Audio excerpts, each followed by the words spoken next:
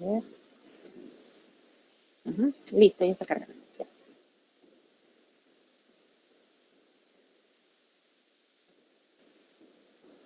Ok, listo. A ver, nos vamos un ratito de aquí, ya está. Entonces, comenzamos. ¿Qué decía el texto 1? El texto 1 hablaba acerca del movimiento de los espermatozoides, ¿no es así? Que se pensaba que era un movimiento a manera de látigo, o sea, de lado a lado. ¿Y esto se debía a qué? Se debía al equipo que usaban, que eran microscopios bidimensionales, es decir, de que transmitían la imagen en 2D, en un plano X, Y. Pero, bueno, la tecnología ha avanzado y ahora se ha aplicado microscopía tridimensional, o sea, en 3D, la de última generación.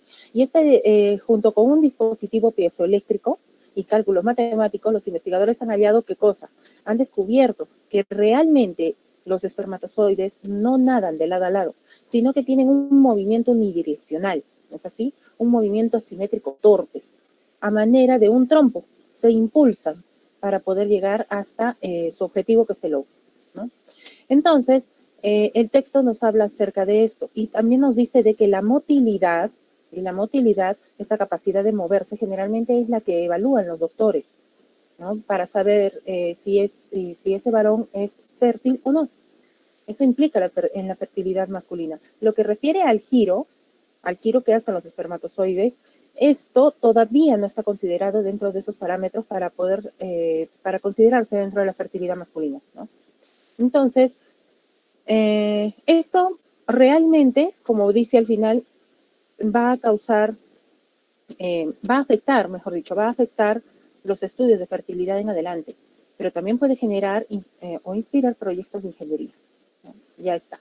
Entonces, en el título habíamos dicho de que estaba referido a el movimiento simétrico torpe de los espermatozoides debido a justamente esto, ¿no es así? A que desde el primer párrafo nos habla acerca de ello. Inicialmente, del detalle de las observaciones del pasado, ¿no? Que nos habla de que eran bajo microscopios bidimensionales. Luego menciona una y otra vez el movimiento asimétrico torpe o el movimiento específicamente de los espermatozoides. Siempre está mencionando ello, así que el movimiento de los espermatozoides vendría a corresponder a ser nuestro tema y el título estaría referido ya a especificar un poco más el contenido del texto. ¿Es así? Entonces, aquí, por ello, correspondería el movimiento asimétrico de los espermatozoides. Recuerda de que el tema y el título están muy enlazados, están muy relacionados. Así que en ese caso, cuando refiere a título, el título va a englobar lo que dice el tema. En el caso de la 15, se afirma en el texto. Las preguntas de afirmación recuerda de que están buscando una verdad, ¿no? Una verdad absoluta, algo que es cierto en función al texto. Así que en este tipo de preguntas normalmente aplica una respuesta que maneja un parafraseo, ¿sí? Maneja un parafraseo o en todo caso una inferencia. Ahora, si es que encontrásemos de repente una alternativa de la cual salga literal escrito, así, literal, todo lo que está escrito allí, perfecto. Esa sería mi respuesta. ¿Por qué? Por el hecho de que lo que me está pidiendo el texto es algo que se afirme. Mejor dicho, lo que me está pidiendo la pregunta es algo que se afirme, ¿no? Algo que se asevere, que se asegure. Y tener una respuesta literal, tal cual dice el texto, me está dando prácticamente lo que pide la pregunta, ¿no? Ese es en el caso que no encuentre loco. Listo. Así que se afirma en el texto que decíamos que en realidad, a ver, las colas del espermatozoide se mueven unidireccionalmente, o sea, en una sola dirección, a manera de trompo, ¿no? El giro que hace. En la 16 del texto, el término bucle connota. Recuerda, existe denota con D y connota. Cuando está referido a denota, cuando empieza con D, quiere decir de que vas a usar el diccionario, ¿sí? Empieza con D, así que es de diccionario. En este caso, cuando dice connota, me está solicitando de que interprete esta palabra, así que no puedo someterla a la respuesta que convendría del diccionario, no puedo poner el significado en sí. Así que tengo que ver a qué está aplicada en el contexto. En este caso, cuando dice bucle, aquí está el lado del bucle, a ver, vamos a ponerlo, dice, lo que impide que los espermatozoides naden en círculos es el hecho de que ruedan a medida que nadan, de tal manera que el movimiento del lado del bucle se promedia. Eso quiere decir de que están girando, ¿no es así? Ya están girando. Y a ese giro, que es unidireccional, ¿cómo se le puede conocer? Como giro acaracolado. ¿Sí? Por eso es con nota. En la 17 del séptimo párrafo se infiere que, si recuerdas un poquito, en el séptimo párrafo, en lo que habíamos observado el día martes, habíamos dicho de que esto correspondía a una descripción más precisa, a una especificación del primer párrafo. ¿De qué trataba el primer párrafo? Acerca del acercamiento que se tenía, digamos, la noción que se tenía acerca de los espermatozoides, que correspondían a ser, digamos, su movimiento correspondía a ser simétrico de lado a lado. Esto por la observación en microscopios bidimensionales. Efectivamente, aquí también está mostrando eso. Y te dice, el que esta observación haya pasado desapercibida a la mirada científica se debe a que los sistemas de análisis de semen asistidos por computadora usan vistas 2D para observar el movimiento de los espermatozoides. Desde esa perspectiva, las colas de esperma parecen estar balanceándose de un lado a otro como anguilas en el agua. Ya está. Entonces, como puedes ver, refuerza lo que se decía en el primer párrafo. Así que, pero yo no necesito la parte literal. Lo que yo necesito es una inferencia. Dice se infiere. Cuando dice se infiere, no puedes colocar nada que esté literal, nada que provenga directamente así del texto. Escrito tal cual no puede ser. Tienes que deducir y tienes que buscar una alternativa que te proporcione una deducción que no esté contenida de manera escrita en el texto, pero que lo dé a entender. Entonces, en este caso, ¿cuál era mi respuesta? En este caso, correspondía a que apremia el empleo de la proyección tridimensional como factor determinante en la ciencia. Pues aquí en el contexto refiere a que las observaciones han generado una falla. No es correcto lo que se pensaba. Por eso apremia el hecho de tener algo más preciso.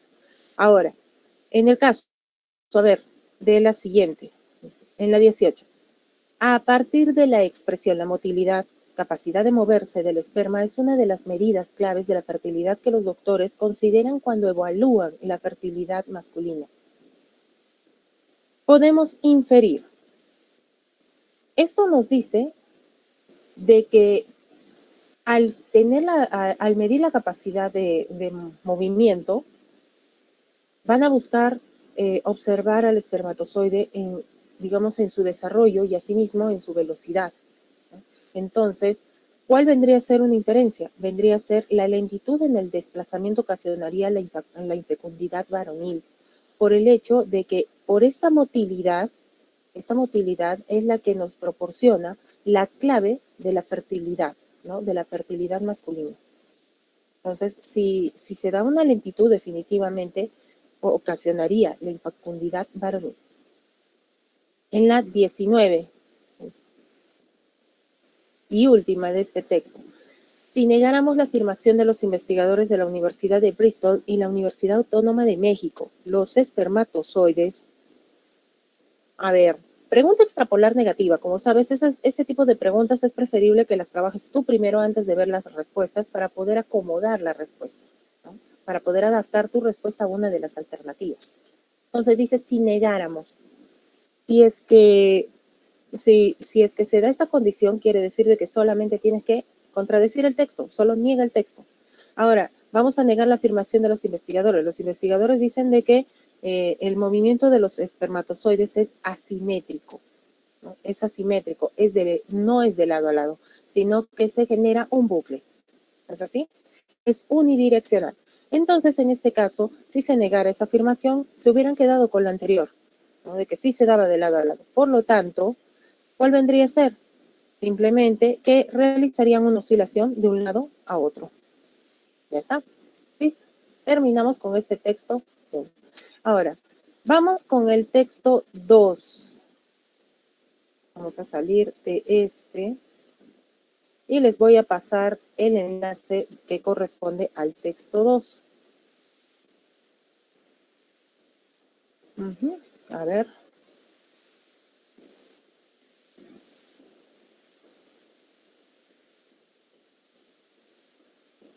Confiar.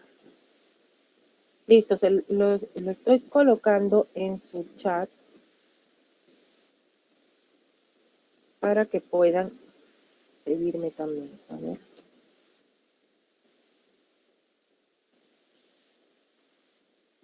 Ok, ahí está. Vamos a ver si abre. Ay, voy a abrirlo. Correcto. Listo, ahora sí ya abre. Ok, sí.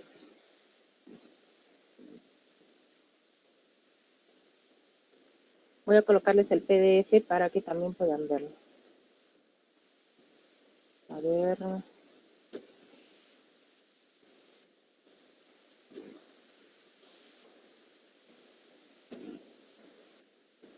Vamos a poner.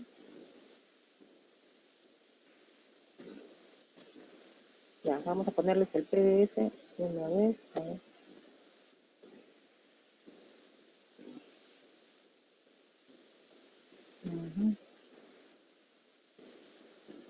Ya.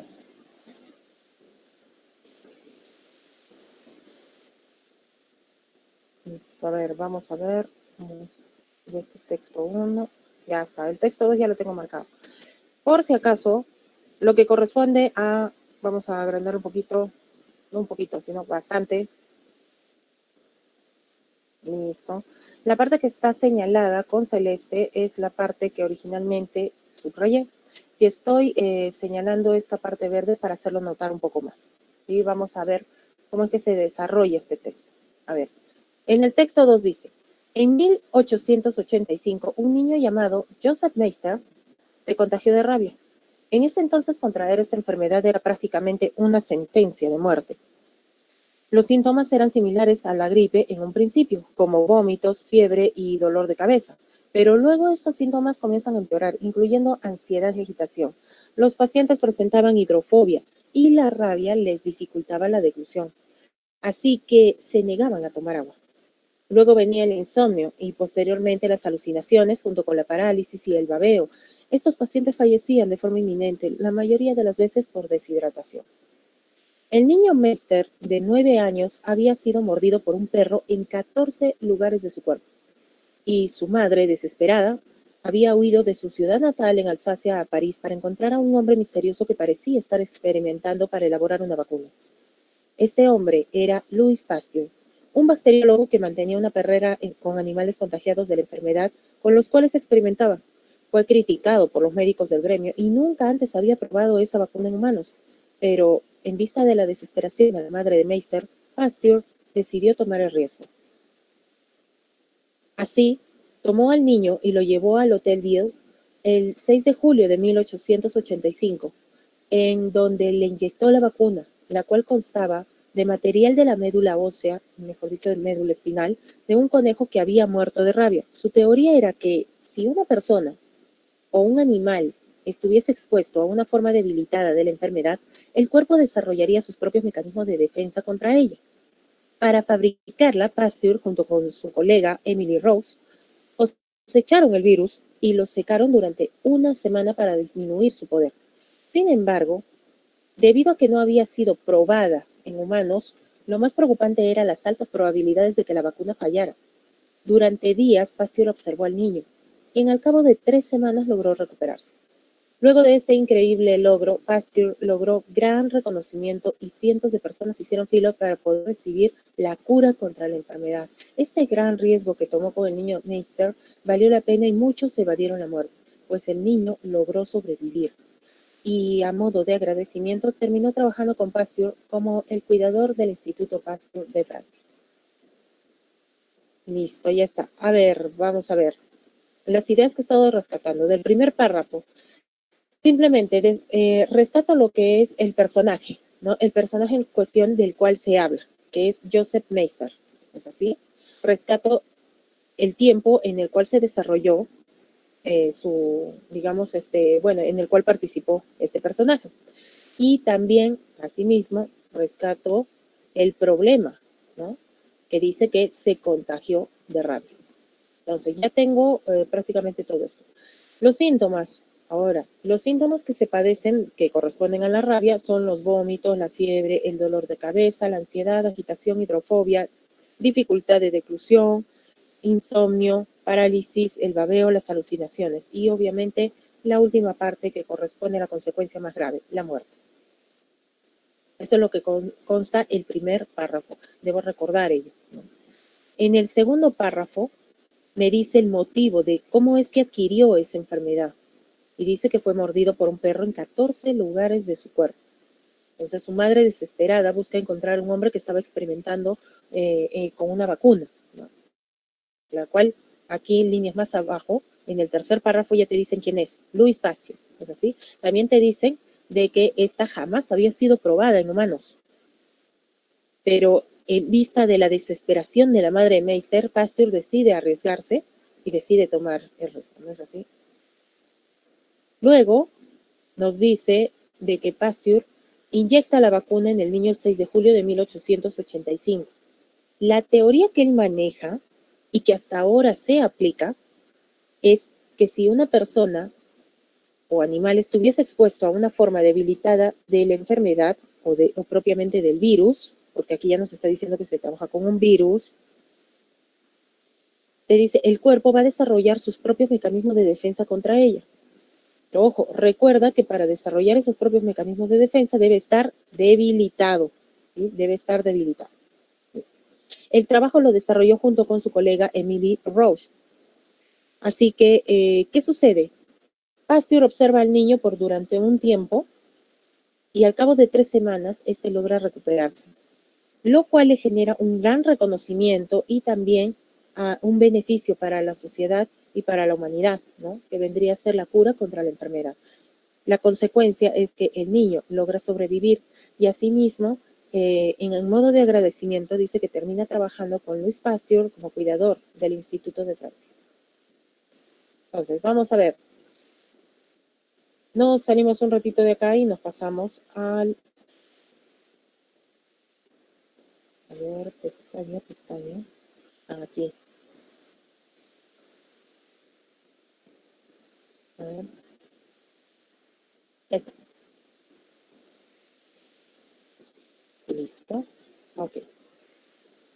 ¿Qué es lo que nos dice? El mejor título para el texto sería, nos está solicitando nuevamente el título.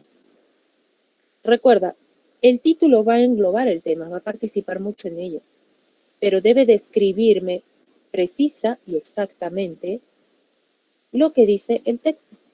Vamos a ver. Primero tratemos de hallar el tema, ¿no? Primero tratemos de hallar el tema. ¿Y cuáles son? Para hallar el tema, puedo guiarme por las palabras que se repiten constantemente o que tienen más fuerza en el texto. ¿No es así? Entonces, aquí siempre maneja lo que es una vacuna. ¿No es así? Primero, lo que es la rabia, nos dice en la causa, prácticamente, que es esto, que el niño llamado Joseph Meister se contagia de rabia en cierta edad, ¿no? En 1885. Desarrolla los síntomas y todo ello, y se está tratando de evitar la consecuencia más grave que es la muerte. Por ello, la causa directa ha sido la mordedura por un perro en 14 lugares de su cuerpo. Es así como ha adquirido la enfermedad, ¿no? Y su madre, para evitar una desgracia, decide viajar a París y encontrar a la persona que está desarrollando esa vacuna. Es allí donde se menciona a Louis Pasteur, un bacteriólogo que justamente está desarrollando esa vacuna, pero nunca ha sido probada en humanos, nunca ha sido evaluada de esa manera. Y a pesar de ello, la madre, antes, digamos que pone en una balanza y estando tan desesperada, prefiere probar, digamos, probar la vacuna en su hijo para ver si funciona, porque por lo menos esto le genera una esperanza a dejarlo morir, ¿no? Entonces, ella permite, más bien insiste en que Louis Pasteur coloque, inyecte a su hijo con esa vacuna. Luis Pasteur, al ver a la madre tan desesperada, decide tomar el riesgo. Y es así que el 6 de julio inyecta al niño y le incorpora la vacuna. Esta vacuna no fue probada todavía, pero la teoría en sí, como manifiesta aquí, se supone de que al ser debilitada, porque tuvieron que cosecharla junto con su colega, Emily Rose, la cosecharon, inocularon, mejor dicho, cosecharon el virus y lo dejaron secar durante una semana. ¿Cómo es que sucede esto? Aquí tenemos que ver el detalle, ¿no? Que en la teoría él dice de que el virus ya debilitado va a hacer de que ingrese al cuerpo y lo único que va a permitir es la generación de anticuerpos. Es así, el cuerpo se va a defender, va a buscar defenderse de ese virus que prácticamente no es muy fuerte, ¿no? Entonces aquí el cuerpo va a generar defensas y lo que se trata es que el niño salga adelante, ¿no? Pero las altas posibilidades de que fallaran lo hacían dudar. Sin embargo, al observarlo por 3 semanas, este niño logra recuperarse. Y esto le genera gran reconocimiento a Louis Pasteur y también genera la cura contra la enfermedad. Entonces, ¿qué es lo que está manifestando aquí? Me está diciendo, me está hablando acerca de la vacuna y de cómo es que Joseph Meister se curó a través de ella, ¿no? Siempre mantiene ese, digamos eso. Entonces, aquí ya sabemos, palabras claves, la vacuna, la rabia y los personajes, ¿no? Que son Louis Pasteur y Joseph Meister. Ahora, tengo que ver cuál es el mejor título que me describa. Louis Pasteur, legatario de la vacuna contra la rabia. Legatario, ¿qué cosa es legatario? Legatario viene a ser la persona, el propietario jurídico. En aquellos días no había estas cosas, así que no podemos decir que es el propietario jurídico de que tenga firmado algo, no. Definitivamente se va a esto. La vacuna de la rabia, una historia exitosa. Sí puedo considerarlo como un título, puesto que si lo vemos desde el plano de historia, sí está relacionado. Recuerda de que los textos narrativos tienen una estructura clara, que vendría a ser presentación de los personajes, el nudo donde se va a desarrollar la historia y el desenlace. Aquí me están presentando el personaje en cuestión, la época donde se llevó a cabo y digamos qué es lo que ocurre con ese personaje. Y luego comienza a desarrollar toda la historia hasta llegar a Louis Pasteur, que tenemos aquí es donde se da la parte más interesante, ¿no? Donde se prueba la vacuna. Sigue desarrollando la historia, continúa con la trama, hasta llegar a un desenlace donde dice que el niño logró sobrevivir y a modo de agradecimiento terminó trabajando con Pasteur como el cuidador del Instituto Pasteur de Francia. Entonces, como puedes ver, sí refiere a una historia. Sí refiere a una historia, refiere a la narración de los hechos. Así que sí compete este título, La vacuna de la rabia, una historia exitosa. En el caso de la siguiente, la historia de Louis Pasteur y Meister, tendríamos que evaluar, digamos, no solo la primera parte, cuando conoce al niño, sino más adelante, cómo es que logra entrar a trabajar con él. Digamos de que tendría que ser un poco más completa la historia, ¿no? Falta mucho. Ahora, la importancia del agradecimiento en la vida es un título muy general. La historia de Meister y la vacuna. Tendría que empezar, incluso tendría que describirme cómo es que 14 mordeduras terminaron en su cuerpo, ¿no? Eso también tendría que describir. Por eso dice la historia de Meister. Entonces, como ninguna de ellas aporta algo específico, todas están hablando de manera muy general, no puedo incorporarlas, no puedo aceptarlas como título, como es lo que me pide. Así que se descartan las demás. En la 21, según el texto, la teoría Pasteur trataba de demostrar que, recuerdas de que la teoría está referida a que si se incorpora al cuerpo una forma debilitada del virus, este debe generar unos mecanismos de defensa contra él. ¿Es así? Entonces, según el texto, la teoría de Pasteur trataba de demostrar que, ¿qué podríamos decir? Que la inoculación de un organismo debilitado provocaría la inmunología ante una enfermedad. ¿Cómo se va a dar esto? Recuerda esto también por biología, de que que todos los virus, en realidad el virus no tiene fecha, tú no lo puedes matar así nomás al virus. Son altamente resistentes, son termorresistentes y se someten a muchas condiciones. Así que no lo puedes matar, no puedes acabar con él de manera muy sencilla. ¿Qué sucede? Tienes que dejar que cumpla su ciclo de vida. Entonces, ¿qué hizo Pasteur?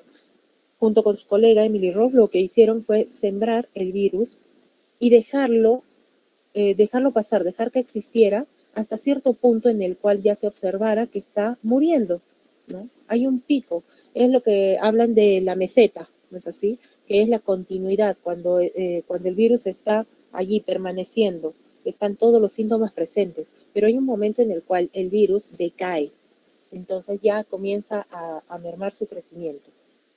Y en ese decaimiento, justo en ese punto, es que se toma a esa forma debilitada y se incorpora mediante una vacuna ese virus al cuerpo humano para que el cuerpo simplemente al observarlo, al identificarlo, comience a observar todas sus características, adquiera su código genético y pueda responder, si se vuelve a infectar esta persona con este virus, pueda hacerle frente y desarrolle los anticuerpos que requiere, ¿no? Entonces, por eso, la inoculación de un organismo debilitado provocaría la inmunología ante una enfermedad.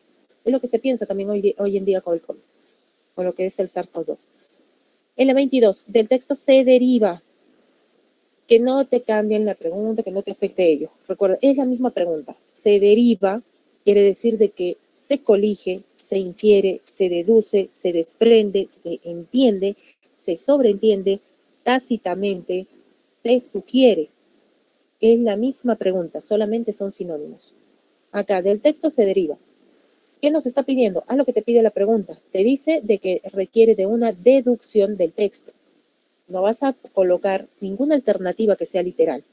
En esta dice, ya que la vacuna no había sido probada en humanos, lo preocupante que era que el alto riesgo de que esta no fracasara. Ojo, acá recuerda de que este ya que es un conector de causa. No puedes colocarlo en se deriva. Y no puedes colocarlo en se deriva. Aquí, iniciando esto, no correspondería. Si te das cuenta la naturalidad del texto, del enunciado, mira, del texto se deriva, ya que la vacuna no había sido probada en humanos. Lo preocupante era el alto riesgo de que esta no fracasara. Ya que ya me está generando un problema, porque no me está diciendo, no me está preguntando por la causa, me está solicitando una oración. Y en este caso, ya definitivamente la cursa como falsa, por el hecho de que dice esta no fracasara. Está contradiciendo al texto. En la segunda dice, la vacuna contenía material de la médula espinal de un conejo muerto y que contenía a la bacteria de la rabia. Hemos dicho de que el texto proporciona la información de que se trata de un virus, no de una bacteria. Entonces, se va. Aparte de que ya se estaba manejando desde el plano literal, ¿no? En la siguiente, Luis Pasteur era un virólogo que custodiaba animales contagiados de rabia con los cuales se experimentaba. Para empezar, virólogo en ese tiempo no existía. Era un bacteriólogo. Y segundo, custodiaba, no tanto custodiaba, mantenía. Entonces, se va. También es falso. Con el logro de la vacuna antirrábica se iniciaba una nueva era en la aplicación de procedimientos médicos curativos. Sí, efectivamente, se inicia una nueva aplicación en procedimientos curativos indicados para la rabia. Y en la última que dice, en ese tiempo contagiarse de la rabia era prácticamente mortal, ya que estos pacientes fallecían de forma inminente. Esto es literal, así que yo debo evitar este tipo de marcar este tipo de alternativas. Mucho cuidado. Listo. En la 23, en el texto la frase, Pasteur decidió tomar el riesgo.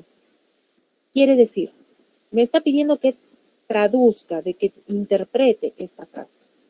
Como decía, la madre de Meister estaba completamente desesperada. Así que solicita y exige que se le coloque esa vacuna a su hijo, sin importar que no haya sido probada antes en humanos. Bajo muchas dudas y bueno, en vista de la desesperación de la propia madre de Meister, Pasteur decidió tomar el riesgo. ¿Qué quiere decir? Asumir su responsabilidad, ¿no? Es así, asumir la responsabilidad por los resultados de esa vacuna. Eso es lo que hizo, al decir de que decidió tomar el riesgo. En la 24, de lo expresado en el texto. Se puede afirmar que la rabia es una enfermedad que resulta, me está solicitando la causa, ¿no? Se puede afirmar que la rabia es una enfermedad que resulta de un trastorno psicopatológico de la personalidad caracterizada por fantasías delirantes. ¿Es un trastorno psicopatológico? No, esta es transmitida, es adquirida. Y esto, el trastorno psicopatológico, lo genera la propia mente. Así que no corresponde. Es un desorden, ¿no? Así que no, la rabia no es considerada un desorden. Ahora, ¿qué resulta? La rabia es una enfermedad que resulta de una transmisión vírica que afecta principalmente al sistema nervioso central. Sí, efectivamente, de una transmisión vírica, porque ya habíamos visto en el texto que se hablaba de un virus. ¿No es así? Dice que cosecharon el virus, primer punto. Segundo punto, ¿por qué se dice de que ataca al sistema nervioso central? Si te fijas en los síntomas, aparte de los vómitos, la fiebre y el dolor de cabeza que pueda generar, hay otros síntomas que van empeorando, que vendría a ser uno, la ansiedad, ¿no? Esa ansiedad que va a generar la agitación, los pacientes que también presentan hidrofobia, hay un desorden ya en la mente en la cual la persona siente aversión al agua. Tanto es así que ni siquiera puede tomar agua. Por eso muchos de los pacientes mueren deshidratados. ¿Qué más? El insomnio, las alucinaciones, la parálisis y el babeo. Todo ello compete a lo que es el sistema nervioso central. Por eso se dice de que afecta directamente a ello. Así que resulta de una transmisión vírica, sí, y que afecta principalmente al sistema nervioso central, sí, efectivamente, esa es una afirmación que se puede dar. Ahora, en la siguiente, del padecimiento del sistema inmunitario generado por cargas virales, no, no es del padecimiento del sistema inmunitario, no quiere decir que está aquí esta parte, ¿eh? No está hablando de esto, ya sabemos a qué afecta directamente. De la afección respiratoria causada por bacterias como secuela de una mordedura. No son bacterias, ya sabes, aquí en el texto ya he indicado que son virus. De un trastorno grave en la que la persona interpreta la realidad de manera atípica. Bueno, las alucinaciones son parte de la enfermedad, pero aquí también habíamos dicho de que no se trata de un trastorno grave, no es una patología generada por el propio cuerpo, más bien es adquirida. Entonces, esto se descarta. Listo, nos quedamos con esto. En la 25, si creamos el supuesto de que Pasteur y Emily Rose no habrían cosechado el virus contra la rabia, la consecuencia sería, supongamos que no ha sido cosechada. ¿Cuál vendría a ser la consecuencia? Bueno, tenemos una consecuencia directa que vendría a ser que no existiría la vacuna, ¿no? No ha sido generada, así que no, su existencia se niega. Pero, ¿qué sucedería entonces? Si no hay la vacuna, entonces la rabia seguiría generando muertes. ¿Es así? Por lo tanto, la humanidad seguiría experimentando decesos a gran escala. Tanto como a gran escala, bueno, no sabemos, porque ahí ya los procedimientos cambiarían, ¿no? Entonces, pero la humanidad seguiría experimentando decesos, justamente porque no hay la vacuna. Listo, ya está. Se completó lo que refiere al texto 2. Listo. Ahora, para el caso del texto 3, a ver, creo que ese sí se los voy a dejar resolver. A ver, a ver, a ver.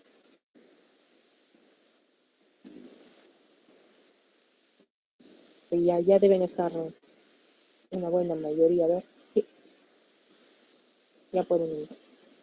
A ver, les voy a pasar lo que corresponde al texto 3.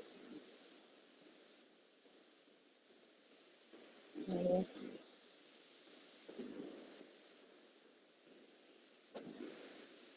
Uh -huh. Enviar. Ya, vamos a ver. Les voy a colocar el texto 3 en su chat. Ya, a ver, texto 3.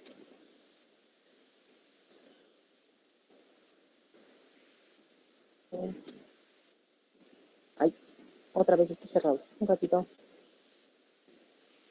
Y ahora sí. Ya está, ya pueden clicar en el mismo enlace. Ya sí, ahora sí, ya está abierto.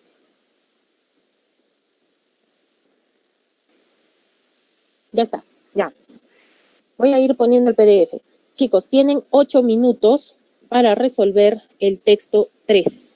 ¿Sí? 8 minutos para resolver el texto 3. Ojo, en la última parte aquí, mejor les muestro. A ver.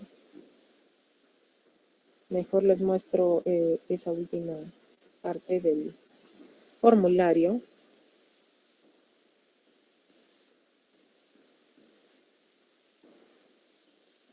Miren, ya estamos finalizando la semana 10. Ya la próxima semana trabajamos la semana 11. Y de allí solo les queda una semana. Entonces, vamos a presionarlos un poquito más. En la última parte, aquí, tienes este cuadrito, ¿no es cierto? Dice, este cuadrito que te está pidiendo, te está solicitando una identificación. No te va a permitir acceder a las respuestas si no tienes esa identificación, ¿no? Entonces, aquí debes, ¿qué le vas a poner? Mira, ponle solo tu inicial o ponle, no sé, si deseas, ponle tu nombre, tu chapa o algo. Pero la idea es tener un registro de, digamos, de cuantificar más allá del número de preguntas, sino el número de personas reales que están haciendo el formulario. Porque muchos lo que hacen es simplemente colocan al champú, marcan todo, cuando de repente a los 3 minutos ni siquiera han leído el texto, ya tienen ya tienen todas las respuestas. Así que, chicos, les queda también poco tiempo. Digamos que ya no te puedes someter a ese tipo de juegos, ¿no? Y ahora sí comienza, digamos, un poquito la presión. Entonces, ya sabes, en este cuadrito de aquí, puedes colocar solamente tu inicial y ya, y colocas enviar. O puedes colocar, no sé, tu chapa, ya, no sé qué te pongas, ahí, rosita bonita, no sé. Pero también puedes colocar, ¿no? La idea es tener un registro de cuántos estudiantes pueden enviar ese formulario. No necesariamente tienes que colocar tu nombre. No le tengas miedo. Ahora sí, ya saben, desde la hora que lo he enviado, que ha sido 7:36, tenemos 7:39, a ver, ya vamos a considerar el 37, ya, más 8, 7:45, deben estar entregando los formularios. Ya saben que los voy a estar correteando con la hora. Más bien, mientras tanto, vamos a colocar el PDF. Vamos a ir colocando el PDF para que puedas visualizar. A ver, yo ya lo tengo subrayado. Vamos a ver.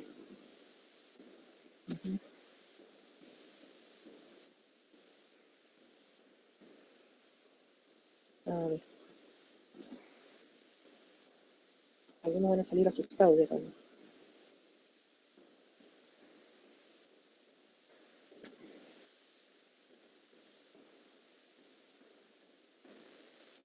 A las 7:45 yo voy a cerrar ese formulario. Ya sabes, en el último cuadrito coloca nada más tu inicial, coloca no sé, algo referencial, nada más. Algunos han colocado hasta su fecha de nacimiento, ya. Bueno.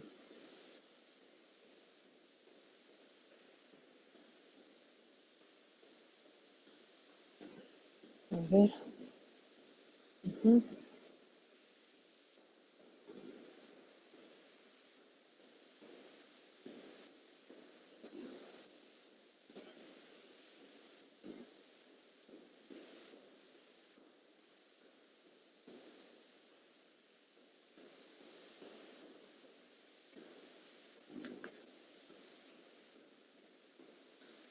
A ver, traten de resolverlo. Vean cuánto tiempo les toma. Si ya lo tienen resuelto bien, pero vean cuánto tiempo les toma leerlo a su propio ritmo.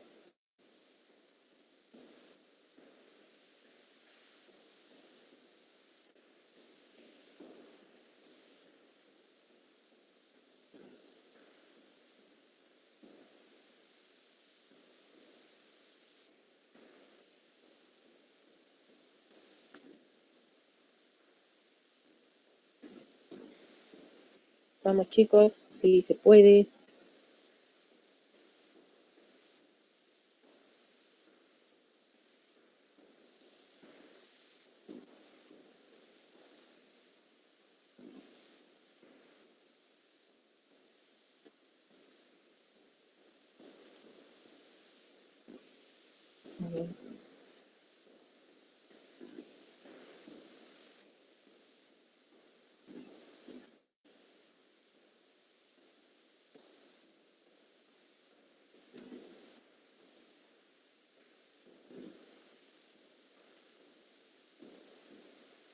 Voy a poner.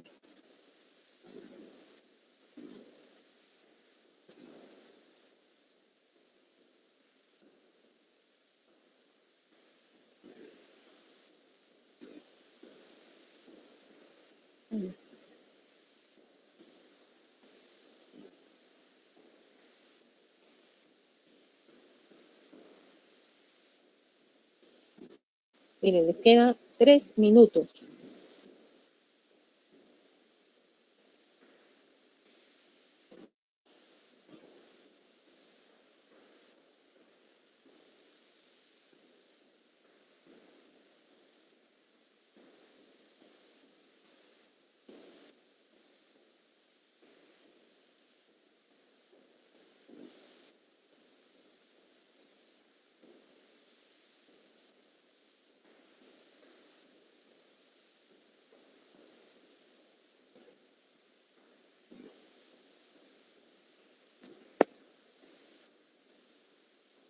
Ya saben que si les falta alguna respuesta, no conocen alguna palabra, trata de relacionarlo.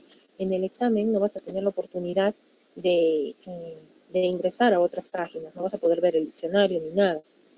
Así que palabra rara que veas, trata de aprenderla y memorizarla y mantenerla en tu memoria y además practícala. Esa es una de las claves con las palabras nuevas.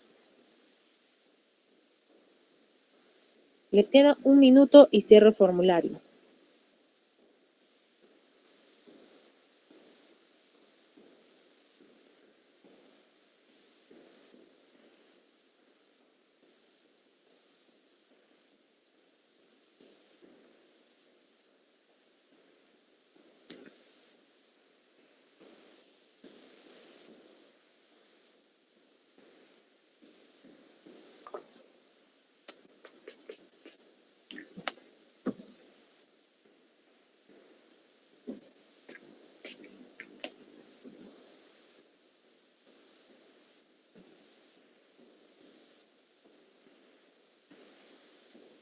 A ver, chicos, vamos. Sí se puede, sí se puede.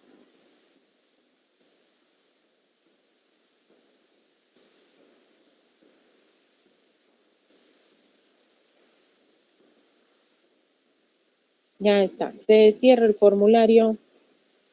No se admite más respuestas. Ya está. Ahora sí, nos vamos al texto.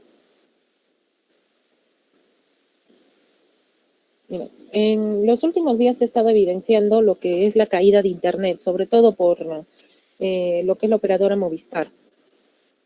De repente no puedes visualizar el formulario, de repente no, o incluso ingresar simplemente al formulario genera de que de que te saque, ¿no? Te saque de la sesión. Entonces, ¿qué puedes hacer? También puedes trabajarlo a este nivel, ¿no? A este nivel del PDF. Voy a agrandar un poco. ¿Y cómo puedo trabajarlo? Ustedes ya me han visto hacer esto, ¿no?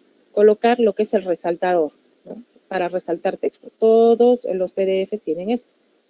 Ahora puedo colocar esto y comenzar a resaltar, ¿no? Pero recuerdo de que esto no es muy conveniente emplearlo acá. No lo uses en el texto porque definitivamente en lo que refiere al examen no vas a tener esa posibilidad. Para lo que lo puedes usar es para marcar las alternativas, ¿no? La alternativa que tú piensas que es la correcta. Para ello sí puedes usar. Ya me han visto también usar el resaltador, ¿no es así? Ya está. Entonces, de esta manera también puedes desarrollar, ¿no? Pero ya sabes, es preferible que no lo uses en lo que refiere al texto porque en realidad no vas a tener esa oportunidad.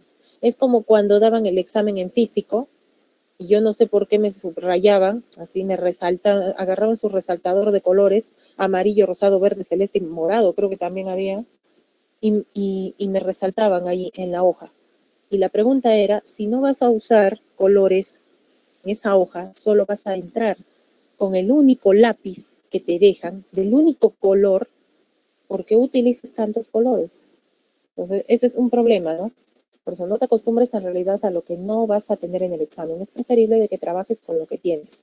Y ahorita, en este caso, bueno, si yo lo subrayo nada más para que queden las ideas, ¿no?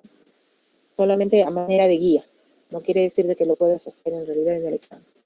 Así que en el texto 3, ¿qué dice? A ver, Investigadores de Estados Unidos han evidenciado en un estudio presentado en la Alzheimer's Association's International Conference del 2020 que los factores de riesgo del Alzheimer pueden ser visibles en la adolescencia. Mira, ya puede ser víctima del Alzheimer. Estos factores de riesgo, muchos de los cuales son desproporcionadamente evidentes en los afroamericanos, incluyen la presión alta, colesterol alto y diabetes, así como factores sociales, como la calidad de la educación. Al identificar, verificar y actuar para contrarrestar los factores de riesgo de Alzheimer, que podemos cambiar, reducir los casos nuevos y, finalmente, el número total de personas con Alzheimer y otras demencias, una investigación como esta es importante para abordar las inequidades en salud y proporcionar recursos que podrían tener un impacto positivo en la vida de una persona, han detallado los expertos. Asimismo, en una población de más de 714 afroamericanos, los expertos encontraron que la presión alta y la diabetes, o una combinación de múltiples factores relacionados con la salud del corazón, son comunes en la adolescencia y están asociados a una peor cognición al final de la vida. Los participantes del estudio eran adolescentes, adultos jóvenes y adultos hasta los 56. Asimismo, la edad media en la evaluación cognitiva fue de 68 años. La cognición se midió utilizando pruebas en persona de memoria y función cognitiva y permitió observar que en esta población de estudio, tener diabetes, presión arterial alta o dos o más factores de riesgo para la salud cardíaca en la adolescencia, la edad adulta temprana o la edad media se asoció con una cognición estadísticamente significativamente peor al final de la vida. Estas diferencias persistieron después de tener en cuenta la edad, el sexo, los años desde que se midieron los factores de riesgo y la educación. Según los investigadores, estos hallazgos sugieren que los factores de riesgo cardiovascular ya en la adolescencia influyen en la salud cerebral en avanzada edad en los afroamericanos. Por ello, han señalado que los esfuerzos para promover estilos de vida saludables para el corazón y el cerebro no solo deben incluir adultos de mediana edad, sino también adultos y adolescentes más jóvenes que pueden ser especialmente susceptibles al impacto negativo de la mala salud cardiovascular en el cerebro. Vamos a ver. Ya, ¿qué habíamos visto? Prácticamente está hablando, es un estudio del cual habla de los factores de riesgo del Alzheimer. ¿Es así? Ya el primer párrafo me está brindando lo que vendría a ser una idea central. Yo lo considero una idea central y ¿cómo me doy cuenta de esto? ¿Por qué voy a considerarla? Porque si yo la retiro, ya el texto se cae, no tiene razón de ser, no tiene piso. Si yo quito esto, ¿no? Factores de riesgo del Alzheimer. Si le quito ello, no tendría por qué mencionar la presión alta, el colesterol, nada. No habría razón de estudio. ¿Para qué mencionaría los factores relacionados? ¿Con qué fin estaría aquí presente de adolescentes, adultos, jóvenes y adultos hasta los 56? No habría razón de ser. ¿No es así? Así que cuando yo puedo identificar esa idea central, justamente cuando la hallo, puedo determinar si es o no es una idea central, si es que al retirarla, te cae el texto. Recuerda de que es indispensable, es el eje de todo ello, es la base de mi estructura. Por eso me puedo dar cuenta de que esa es mi idea principal, ¿no? Así que, ¿qué más puedo decir? Aquí, ya, me habla acerca de los factores de riesgo, pero específicamente en un sector étnico, ¿no? Los afroamericanos, que asociado también a lo que es la presión alta, ¿sí? El colesterol alto y la diabetes, y sumado a un factor social como la educación, van a generar un mayor riesgo de padecimiento de la enfermedad del Alzheimer al término de la vida. ¿Qué es lo que buscan los investigadores? Buscan identificar, verificar y actuar para contrarrestar esos factores de riesgo de alguna u otra forma, ¿no? Para poder cambiar y reducir esos casos. Así que se mantiene la idea de que son los afroamericanos quienes van a tener estos factores relacionados con la salud del corazón, los cuales van a asociarse directamente con la cognición al final de la vida. Aquí ya hay ideas que se repiten constantemente, ¿no? En el examen, los participantes de estudio eran adolescentes, adultos jóvenes y adultos hasta los 56 años, digamos mediana edad, ¿sí? te va a dar una evaluación cognitiva ya a partir de los 68 años, donde la cognición se mide utilizando pruebas en las personas, pruebas de memoria y función ejecutiva. Ahora, estas diferencias han persistido después de tomar en cuenta la edad. Eso quiere decir desde la adolescencia va a persistir hasta llegar a la senectud. Ojo, tomando en cuenta la edad, tomando el sexo, o sea, es indistinto, va a ser hombres y mujeres, los años desde que se midieron los factores de riesgo. De repente algunos en el estudio los han medido desde la adolescencia, a otros siendo jóvenes aún, y a otros en la mediana edad, ¿no? Y la educación que recibieron también. Ahora, los hallazgos, te dice, los hallazgos sugieren que los factores de riesgo cardiovascular ya en la adolescencia influyen en la salud cerebral en la edad avanzada. Quiere decir de que un adolescente, sobre todo los afroamericanos, ¿no? Un adolescente afroamericano es propenso a padecer esta enfermedad de la Alzheimer cuando llegue el término de su vida, si es que presenta enfermedades cardiovasculares, ¿no? Enfermedades, por ejemplo, enfermedades que refieran a la presión arterial, a la diabetes o a la obesidad. Cualquiera de ellas puede desencadenar esto. Por ello, prefieren, los investigadores están haciendo esfuerzos para promover estilos de vida saludables que cuiden tanto al corazón como al cerebro, para poder ayudar a disminuir estos factores de riesgo y que conlleven al Alzheimer. Entonces, a ver, vamos a dejar esto un momento y nos vamos a pasar a lo que corresponde al formulario. A ver. Listo. Ya está. En la 26, el autor del texto postula centralmente. Dice postula centralmente. Quiere decir que se está enfocando en qué. Ya habíamos hallado la idea central. ¿No es así?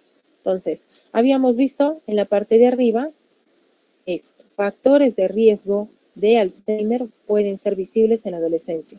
¿Cuál vendría a ser entonces lo que postula centralmente el autor? Los factores de riesgo del Alzheimer. Listo. Fácil, ¿verdad? Justamente porque es el eje de todo mi texto. Entonces, se caería completamente si lo descartara. En la 27, del Alzheimer, la ciencia ha puesto de manifiesto que, ¿qué es lo que dice la ciencia acerca del Alzheimer? Según el texto. La 1, los factores de riesgo se manifiestan en la adolescencia. Sí, efectivamente, lo acabamos de leer. Pues así que la 1 es correcta. Por lo tanto, dentro de mis alternativas, yo considero todas aquellas que estén dentro de ese rango, ¿no? La 1 es correcta. Perfecto, las otras ya las descarto. La 2, el nivel cognitivo de la etapa final de la vida es inescrutable. ¿Qué significa inescrutable? Inescrutable quiere decir que no se puede saber, no se puede comprender, es incomprensible. Sin embargo, esto sí se puede saber, porque aquí en el texto te dice de que se observó en personas de 68 años. ¿No es así? La edad media en la evaluación cognitiva fue de 68 años y la cognición se midió utilizando pruebas en personas de memoria y función ejecutiva. Entonces sí se puede saber. Por lo tanto, la 2 se va. Ya está, ya voy descartando, ¿no? En la 3, son factibles de ser manejados de manera preventiva. Sí, efectivamente, es probable de que se pueda manejar de manera preventiva, puesto que aquí el esfuerzo está en promover estilos de vida saludables para el corazón y el cerebro, justamente para evitar padecer, o por lo menos generar un impacto más positivo en lugar de tan negativo, ¿no? En lo que refiere a esa salud vascular. Así que de respuesta tenemos 1 y 3. En la 4, la calidad de la educación es el factor más relevante. No, recuerda de que lo que está enalteciendo en el texto es la parte de la calidad de la salud, ¿no? Está transmitiendo más que todo lo que es la diabetes, la obesidad, problemas de salud. Y lo que es la educación la está dejando un poco de lado. En la 5, te dice, existe sinergia entre lo intelectual y lo terapéutico. ¿Qué significa sinergia? Cuando dice que es sinérgico, que existe sinergia, la sinergia es lo siguiente. Mira, se supone de que la parte intelectual va a tener un impacto, ¿no? Y la parte terapéutica también. Si yo lo sumo, va a generar, la suma de estos dos va a generar un impacto en conjunto. ¿No es así?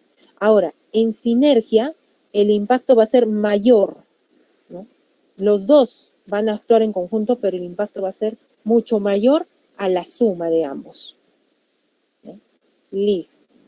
Así que eso es falso porque en ningún momento lo ha mencionado. En la 28, se corrige del texto que. Recuerda que no te afecte el cambio de la palabra. Colige, infiere, deduce, desprende, se entiende. Es lo mismo. Entonces, se colige del texto que. ¿Ya? No va a haber respuesta literal acá. Recuerda que es una deducción lo que estás solicitando. Haz lo que te pide la pregunta. ¿Qué dice? La capacidad mnemotécnica es un indicador determinante de la valoración del desarrollo cognitivo. Y efectivamente, la capacidad mnemotécnica, ¿por qué? Aquí es lo que habíamos leído antes, que la comisión se midió utilizando pruebas en personas de memoria y función ejecutiva. A eso se refiere con la capacidad mnemotécnica. Con respecto a las demás, el Alzheimer solo afecta a las poblaciones afroamericanas causándole pérdidas de memoria y colesterol alto. Esto es información falsa. En la tercera, el Alzheimer también afecta a otros grupos étnicos sin discriminar edad, sexo, educación y condición social. Esto es contradictorio. En la cuarta, la enfermedad es responsable de entre un 60 y un 80% de los casos de demencia y diabetes. También esto es falso, no hablo ni siquiera de porcentajes. Según los investigadores, los adolescentes no sufren esta enfermedad porque se inicia a la edad de los 30. También es falso, es contradictorio. Listo, ya, se van. Entonces nos quedamos solamente con esto. En la 29, del último párrafo se deriva que identificar de un o una enriqueció los resultados de la investigación. Aquí tenemos varias palabras nuevas, o por lo menos dos de ellas, en las cuales yo tengo que saber qué significa para poder hallar la respuesta, ¿no? De repente me confunde esto de lumpen o de repente de etario. ¿Qué cosa es lumpen? Lumpen viene a ser el estrato social más bajo de nuestra sociedad, a la pobreza extrema. Eso es lumpen. Entonces, si yo lo incorporo aquí, del último párrafo se deriva que identificar a la población lumpen, a la clase social más baja, de un muestreo, enriqueció los resultados de la investigación. No, en ningún momento se habló acerca del estrato social. Si bien es cierto, dice se deriva, debes reconocer de que en ningún momento se habló del estrato social, así que no implica. Ahora, identificar a los afroamericanos de un sector bajo, tampoco se va. Identificar factores sociales de una enfermedad, enriqueció los resultados. Recuerda de que no se ha identificado específicamente los factores sociales, solo tenemos uno, que es la educación. El resto son factores de la salud y estos tuvieron mayor protagonismo, mayor relevancia que el factor social, ¿no? Así que se descarta. Ya descarté 3. Solo me quedan estas dos. A ver, podría ser el predominio. Se dice, del último párrafo se deriva que identificar el predominio de una variable temporal. Una variable temporal. El problema está aquí, con temporal, porque recuerda de que esa enfermedad, digamos las enfermedades, los factores de riesgo, prevalecen, ¿sí? Prevalecen desde que se originan hasta el final de la vida, generando justamente el Alzheimer. Por eso son factores de riesgo que implican desde la adolescencia hasta, digamos, la mediana edad y más, ¿no? Entonces, quiere decir de que esto no va a ser temporal, así que se va. Por lo tanto, la última que me queda, que es la prevalencia, que ya habíamos explicado eso, por lo que perduran a través del tiempo, dice, identifica la prevalencia de un grupo etario. El grupo etario está referido a un grupo de personas que tienen la misma edad, ¿no? Llámese los adolescentes, y manejan un mismo intervalo de edad. Llámese los adolescentes, los jóvenes, los adultos, mayores, etcétera, ¿no? Listo, entonces me quedo con esta respuesta. En la 30 del texto podemos inferir, nuevamente, no está solicitando algo literal, es algo deductivo. Del texto podemos inferir que los afroamericanos susceptibles al Alzheimer presentan, un nivel cognitivo incierto en la tercera edad por la carencia de sinapsis. Recuerda de que no es incierto porque sí se puede medir y no es por la carencia de sinapsis, ¿ya? Porque no está hablando de las neuronas, no quiere decir de que no está hilando las neuronas, no está manejando este tipo de información. A ver, una capacidad verbal deficiente y de pronóstico reservado en el tiempo. No es pronóstico reservado porque se va a hacer evidente, ¿no? El Alzheimer no tiene esa característica. Entonces, y lo que es la capacidad verbal deficiente, no lo manifiesta en realidad. Una relación directa entre la salud del corazón y el desarrollo cognitivo. Precisamente, eso sí es lo que podemos inferir, que los afroamericanos susceptibles al Alzheimer presentan una relación directa entre la salud del corazón y el desarrollo cognitivo. ¿Cómo es que se va a dar esa condición? Sucede lo siguiente. Se supone de que la sangre oxigena y brinda nutrientes a todas las células de nuestro cuerpo. ¿Listo? Quien hace el trabajo de bombear durante toda nuestra vida, esa sangre es nuestro corazón. Así que cuando éste se ve afectado por alguna enfermedad cardiovascular, esa transmisión de nutrientes, ese transporte de nutrientes hacia todo el cuerpo se ve afectado. Por eso surge el agotamiento, surge la mala cognición. Entre los que acuden, los que conglomeran, mejor dicho, los que conglomeran la mayor cantidad de sangre están el estómago y la cabeza. Es por esta razón de que te piden que cuando estudies no comas. ¿A qué se debe?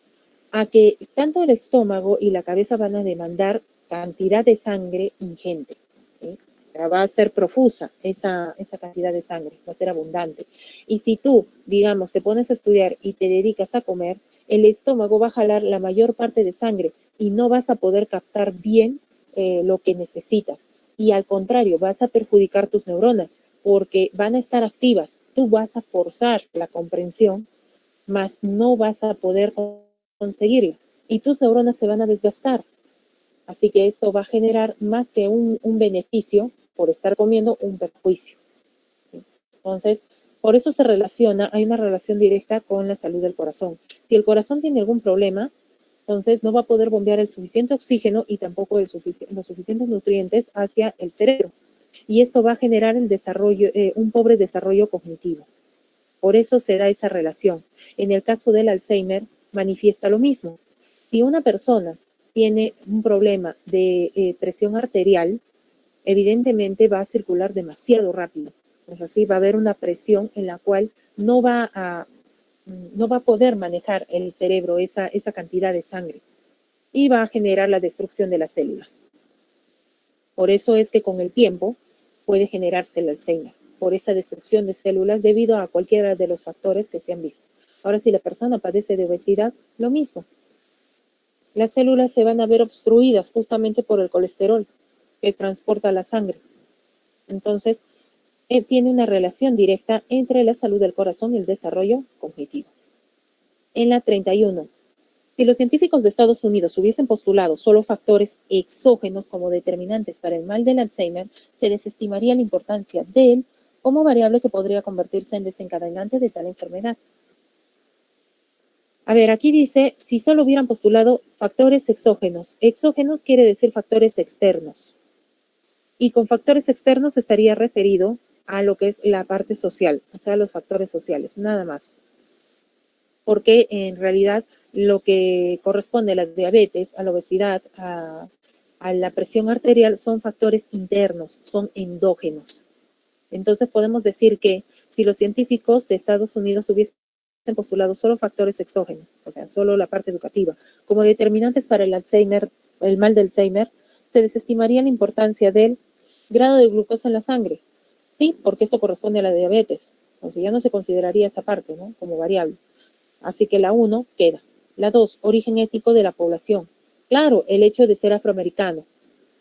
Según el texto dice de que los afroamericanos son los más propensos a sufrir y a padecer de esta enfermedad al final de sus vidas. Así que la 2 también se queda. La 3, nivel de educación formal. Esto ya refiere a la calidad educativa. Esto es un factor exógeno. Entonces, la 3 no se considera porque lo que me está pidiendo es descartar la importancia de factores endógenos. ¿No? Así que se va. El nivel y tipo de lipoproteínas. Precisamente, ese también porque también habló acerca de la obesidad. Así que mi respuesta estaría basada en 1, 2 y 4. Listo. Ok, terminamos con lo que refiere al texto 3. Por razones de tiempo, ya me toca desarrollar el texto 4. A ver, voy a pasar. el texto 4, lo vamos a colocar en tu chat para que puedas irte guiando mientras yo también lo resuelvo. A ver.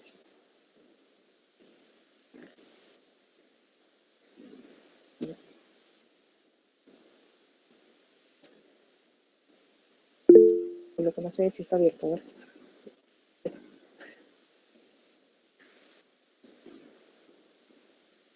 Ya, sí abre.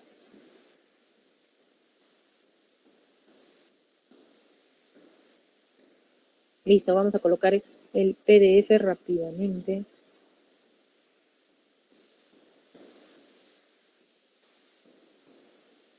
Y vamos a ver una realidad. A ver.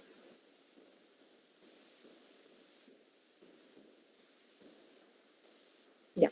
Bueno, esta barra negra que miran acá, yo la he omitido porque se repite esta parte, ¿no? En el formulario sí está tal cual, no hay problema. Pero esta parte yo la he retirado porque se repite, ¿no? A ver, ¿qué es lo que dice el texto 4? Dice, nunca antes hubo tantos gobiernos, laboratorios, empresas, financistas y científicos en torno a un mismo objetivo. La concentración de sus esfuerzos los llevará en lo posible a un pronto descubrimiento de la vacuna contra la enfermedad que ahora amenaza. En una situación parecida, pero en un contexto particularmente diferente, se encuentran hoy muchos profesores.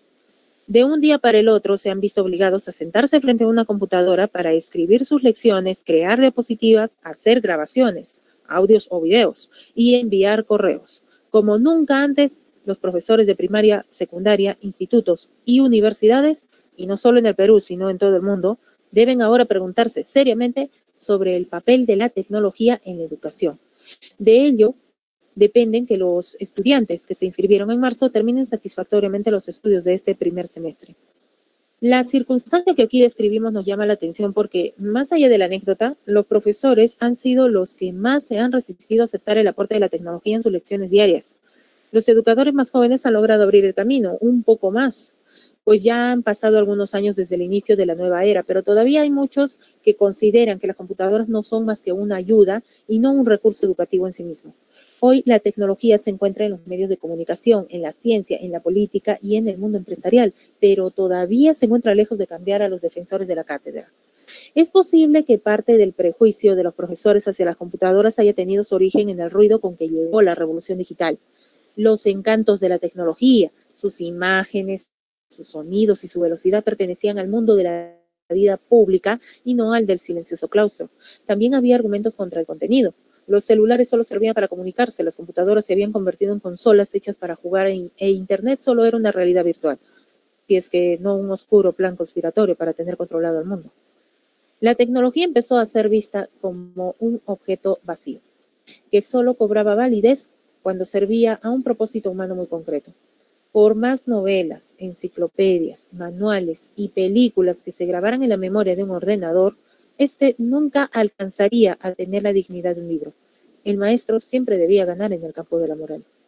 El estado de excepción que se vive hoy podría tomarse como un mero paréntesis, pero también como una oportunidad para cambiar de una vez la perspectiva con que hasta ahora se ha comprendido la era de la informática. Es cierto que la adaptación es lenta y que llevará a muchos por caminos desconcertantes, pero por el momento es el único modo de ponerse en contacto con la realidad. Tal vez hay muchos profesores que todavía piensen que lo que aparece en una pantalla es pura ilusión, pero es muy probable que sus estudiantes no lo crean así. De hecho, ni siquiera se lo preguntan. Ya está. Entonces, en realidad es una realidad, sí, es una realidad que se vive. Ahora tenemos que observar el papel de la tecnología en la educación, que es lo más básico con lo que está trabajando el texto, ¿no? Tenemos que observar ese papel, porque en realidad en sí se podría decir que los profesores se han resistido a aceptar el aporte de la tecnología en sus lecciones diarias, pero esto tiene una justificación, líneas más abajo, ¿no? A pesar de que los educadores más jóvenes hemos conseguido abrir un poquito el camino en realidad, porque no nos cerramos a la idea de que la tecnología puede servir como apoyo en la educación, pero hay todavía profesores que no convergen con esto, no comulgan con esto. Este prejuicio que dice aquí de los profesores hacia las computadoras, lo más probable es que haya tenido un origen en el ruido con que llegó la revolución digital. El problema es el uso que se le ha dado a esa tecnología.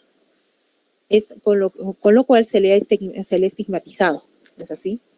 Esto sucede por cómo se usa, porque se ha tomado la tecnología como desde el punto de vista de un objeto vacío. ¿A qué se debe? Los celulares, por lo menos, ¿para qué sirven? ¿Qué es lo que se observa? Un celular, ¿qué es lo que contiene? Redes sociales. ¿Qué es lo que más tiene? Juegos. Que un celular tenga por allí descargado, exacto, para chatear, que un celular tenga por ahí descargado un libro digital, por Dios, ¿de cuál? ¿De dónde? No, no hay. Y si es que hay, qué milagro.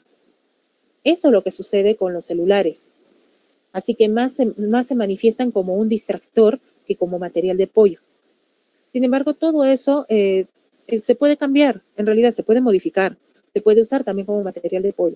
Particularmente, en algún momento también, eso también requiere de un control, por eso en el colegio te decían, celulares acá en tu canastita, ¿no es cierto? Te decían, se quedan en la dirección o no se entra con celular, no llevan.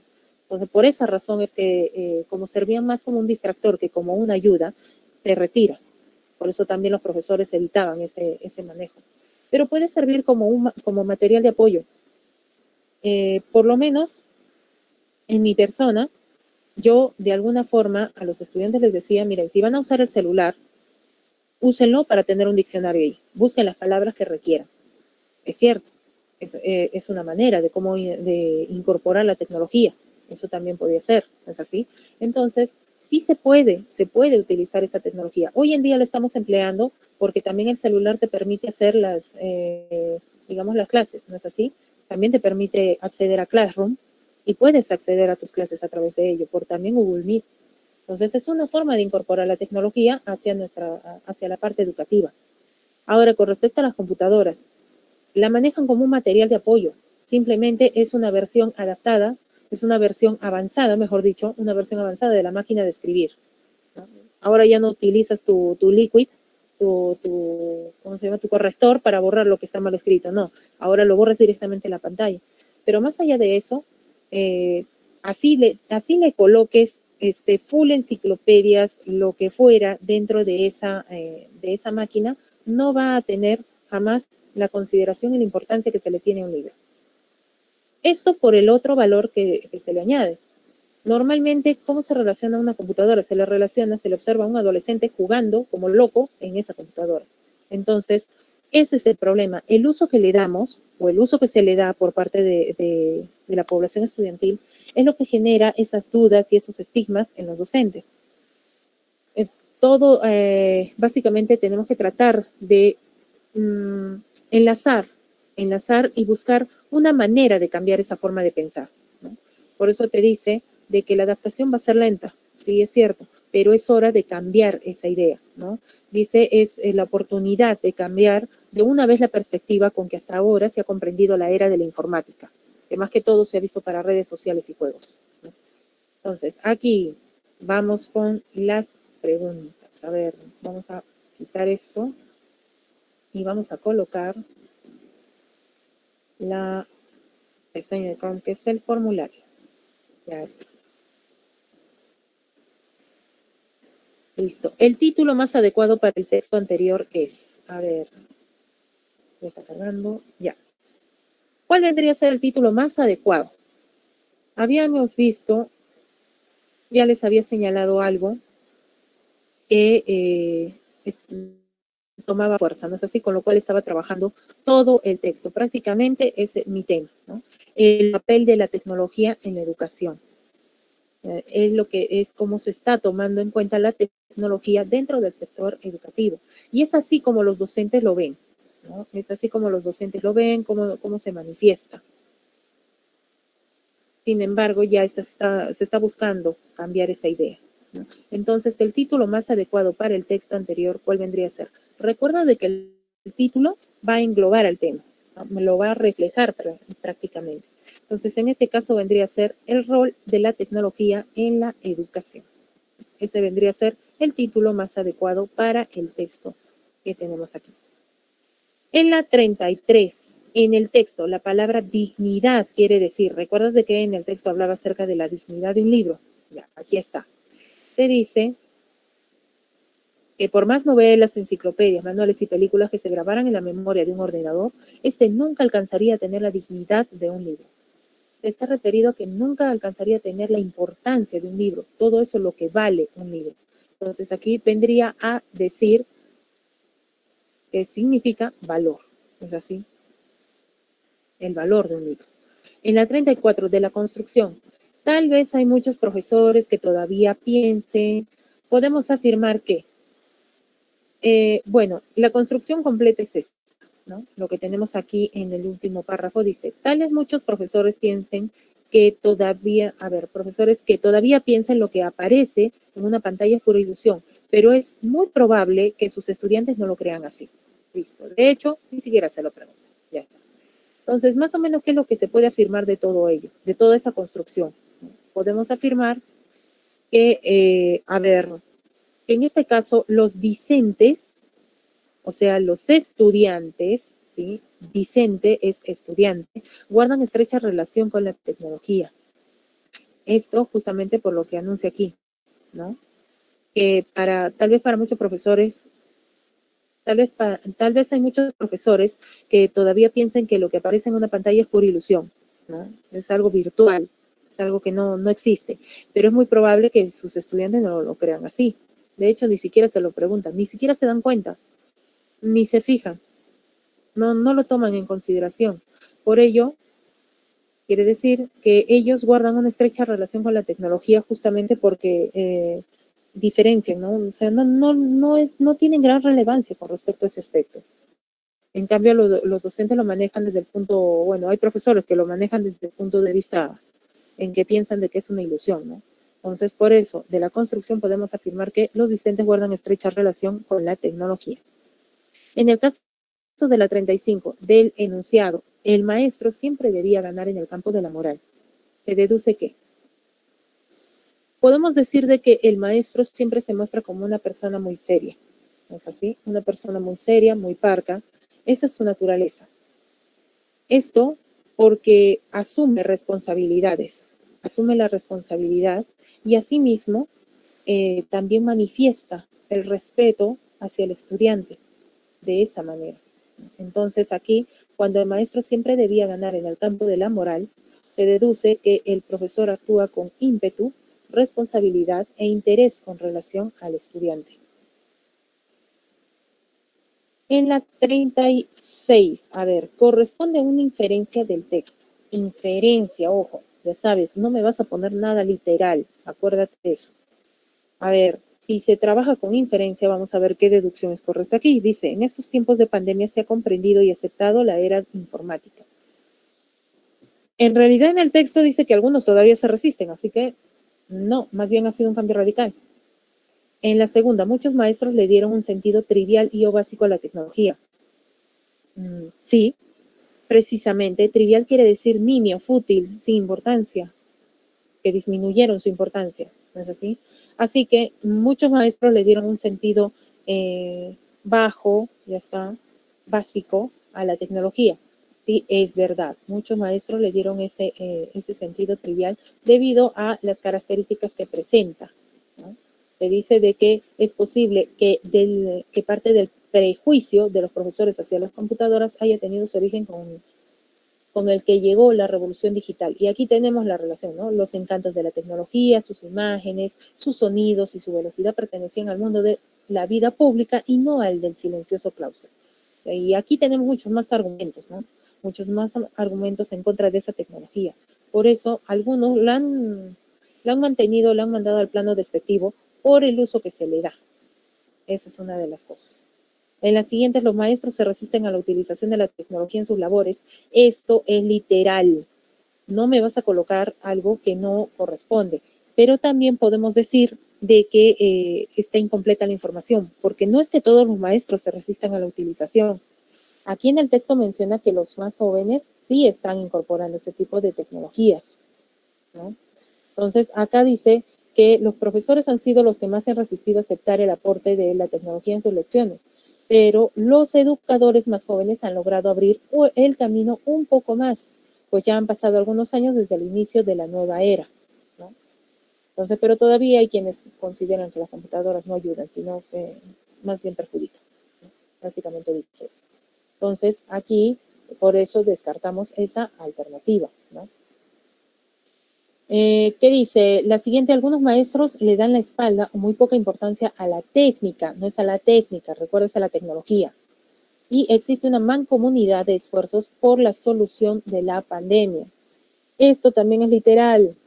Esto es literal porque aquí en la parte de arriba que dice, nunca antes hubo tantos gobiernos, laboratorios, empresas financistas y científicos en torno a un mismo objetivo. La concentración de esfuerzos los llevará en lo posible a un pronto descubrimiento de la vacuna de la enfermedad que ahora amenaza. A eso se está refiriendo cuando dice, esto no es una parte. En esta situación parecida, pero en un contexto particularmente diferente, se encuentra una. Entonces, ¿cómo lo está manejando aquí? Es simplemente parafraseo. Existe una mancomunidad de esfuerzos por la solución de la pandemia. Eso es parafraseo. Simplemente está resumiendo la información. Recuerda de que el parafraseo se manifiesta de esa manera. Un parafraseo puede resumir la información global, ¿no? Puede resumir la información, que prácticamente está expresada allí. O puede ampliarla también. Puede tomar las definiciones. Es una de las dos. O puede usar sinónimos. También. Eso del parafraseo ya lo hemos visto, pero también vamos a reforzar en la semana que corresponde a lo que es comprensión lectora. Y la 37 y última. Si prosperara el papel de la tecnología en la educación, entonces, mira, si prosperara ese papel, tanto la tecnología como la educación avanzarían, porque tú sabes de que la tecnología avanza constantemente, evoluciona. Entonces se desarrollarían ambos. Entonces, ¿cuál es el que se va a dar como respuesta? Vendría a ser este, que habría un mejor desarrollo y rendimiento académico, justamente por el hecho de que ambos están creciendo juntos, evolución. Listo, terminamos con lo que refiere al texto 4, ya está.